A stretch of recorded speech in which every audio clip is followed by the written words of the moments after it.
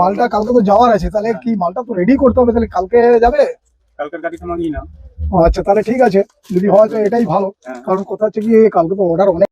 বাপনদা, যদি আমরা এটা না বাপে! পাই, তাহলে কিন্তু খুব খারাপ জিনিস হবে। কোথায় গেল বলতো দুজন? কথা দেখ। আরো দুজন ডাকলে খুঁজে পাওয়া যায় না ওদের। 12-13 ডজনের মাল কোথায় হচ্ছে না তো। এই তো তোর বাদিকে দেখ, এরা গল্প করছে দুজনে মিলে দাঁড়িয়ে। বাদিকে দেখ। এই ফাঁকিবাজিগুলো আমার একদম পছন্দ হয় না।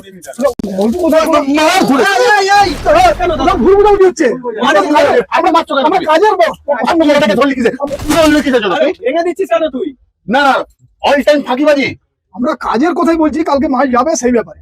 তাই আমি তো শুনিনি এটা, তাহলে কোথাও ভুল বোঝাবুঝি। এইরকমই ভুল বোঝাবুঝিতে অনেক সম্পর্ক, অনেক রিলেশন খারাপ হয়ে থাকে। তো ভুল বোঝাবুঝি একদম নয়, একসাথে মিলে এ তো আতঙ্কিত হয়ে গেছে।